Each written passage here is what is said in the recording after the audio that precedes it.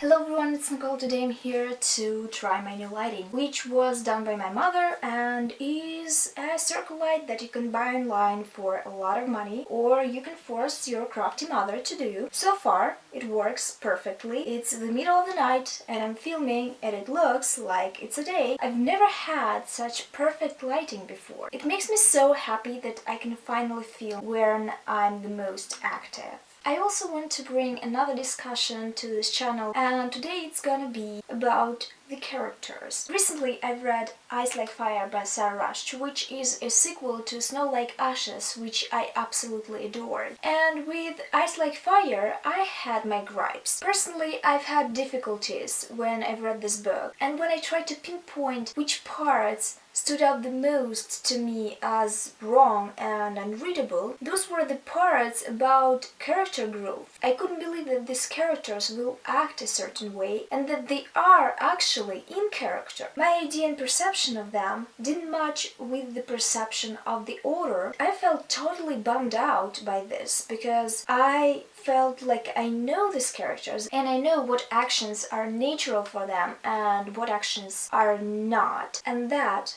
got me thinking. What if the characters that are written and owned by their respectable authors are seen as out of character by certain readers? Is this even a legitimate critique? Keeping in mind that these characters were written by a certain person and this person should know about their characters more than we do, can we really judge the characters and their actions? As an active and passionate reader, I immediately thought, of course we can judge. We are the readers, we're the fans, we know these characters and love them as much as the author does, and sometimes it seems even more than the author does. I remember in my fierce relationships with some characters from TV shows and with the fandom, where we discuss the characters and their actions and how some of these actions don't seem real or something these characters will do. Remembering how we shared all these headcanons about our favorite characters and exchanged bitterness about their real fate, about their canon fate, I couldn't quite agree that the character is the property of the author and no one else's. But then I started thinking about my own characters and I put myself in the position of a creator. I thought, well, I certainly know my characters well because these are my characters and I can do whatever I want with them. That will be the canon. I'm the one that makes decisions and nobody else can. And that's where I stuck.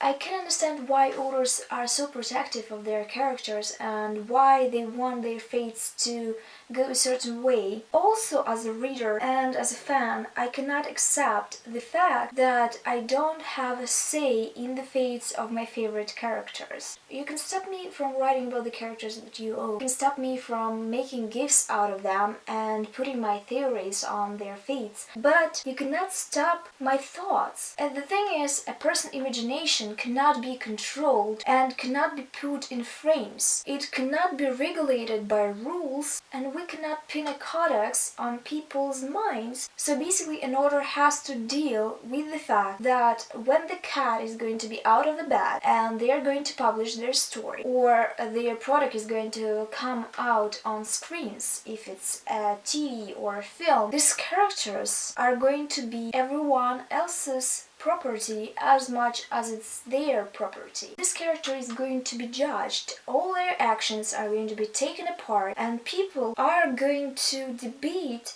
on their personality in the terms of their own perception. And you can do nothing about this perception because it's personal and subjective. You have to deal with it because in some way it's a legitimate critique. So writing something and then getting it out in the air is always quite a risky business because you don't know how people are going to react to it, and you have to brace yourself that the reaction might be negative or just not the one that you expect. It doesn't mean that you have to change the way you do things, and it doesn't mean that you have to unlove certain characters and love other characters and dedicate more time to them. In all the fandoms, no character is going to be lost and forgotten, because there's going to be at least one person that's going to love these background characters you do not particularly care about. They're going to write about them, not in the way you see this character, but maybe in a new wonderful way you never considered before. And this, I believe, what makes writing and reading and fandom great, because when the book is out, it is ready to start a conversation between different people whose opinions are just not yours, who will start a bunch of interesting discussions about your characters and about the plot and about everything that you thought of. And it's going to be so fulfilling and so flattering, because your work started all of this. And it doesn't matter that sometimes your opinion doesn't match